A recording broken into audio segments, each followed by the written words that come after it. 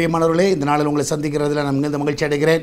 விசேஷமாக இந்த நாளில் மனமகிழ்ச்சியான இந்த ஓய்வு நாளில் உங்கள் எல்லாரையும் நாங்கள் ஆலயத்தில் பார்க்க விரும்புகிறோம்.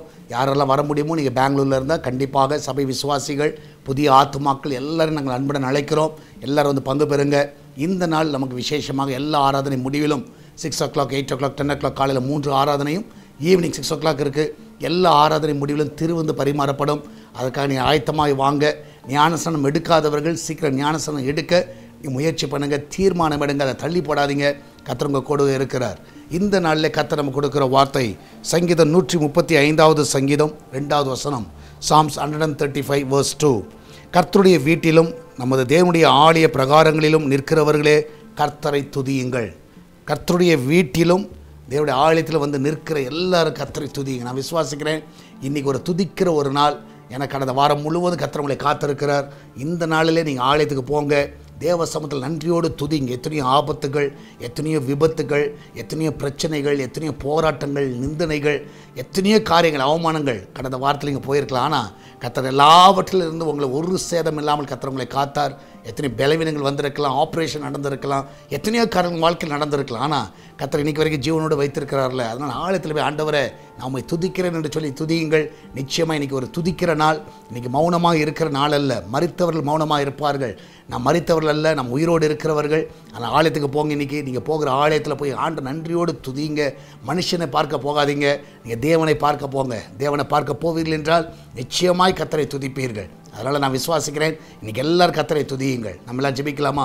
ஆண்டவரே, இந்த நாளுக்காய் சோத்திரிக்கிறோம். ஆண்டவரே, இந்த நாளில் மனமகிழ்ச்சியான இந்த ஓய்வு நாளிலும் ஆண்டவரே உலகம் முழுவதும் நடக்கிறதான எல்லா பரிசுத்தவான்களுடைய ஆராதனையில் தேவனுடைய வல்லமுள்ள கரங்கள் கிரியை செய்யணுமா ஜெபிக்கிறேன். எல்லா போதர்களுக்கு நல்ல சுகம், நல்ல பலனை கொடுங்கப்பா. இந்த நாள் ஒவ்வொரு சபைக்கேற்ற தூது வைக்கத்தான் இந்த தர வேணுமா ஜெபிக்கிறேன். அந்த பிள்ளைகள் கொடுக்குற அந்த வார்த்தையானது ஆண்டவரே உம்மிடத்திலிருந்து வருகிற வார்த்தையாக இருப்பதாக. அதை ஜனங்கள் கேட்கிறவர்கள் ஜனங்களுடைய இறுதியங்கள் ஆண்டவரே கத்தாவை கிழிக்கப்படுவதாக. என் ஆண்டவரே கத்தா அதை ஏற்றுக்கொள்ள உதவி செய்யுங்க. அதன்படி நடக்க உதவி செய்யுங்க.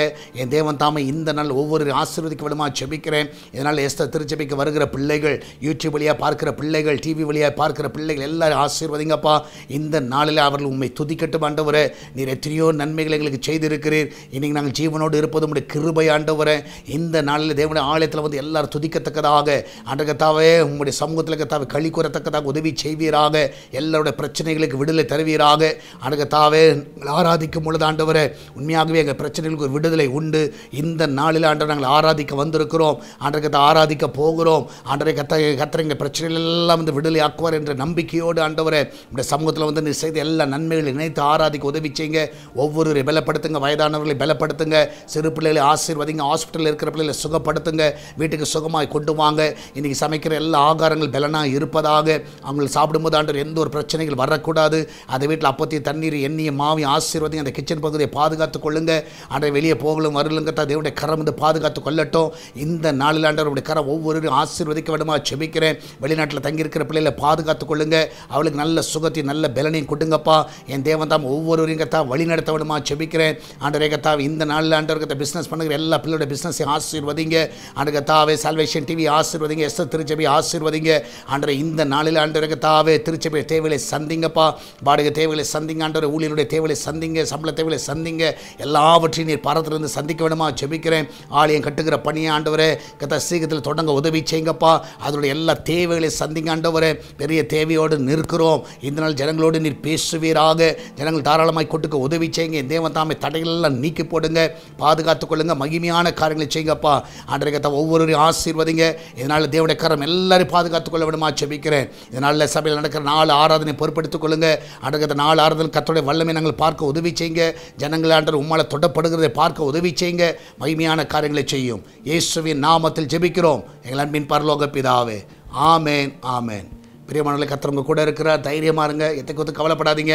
இன்றைக்கி எல்லாரும் ஆராதனைக்கு வாங்க. உங்களை நாங்கள் சந்திக்கிறோம். கர்த்தர் பெரிய காரியங்களை செய்வாராக. God bless you.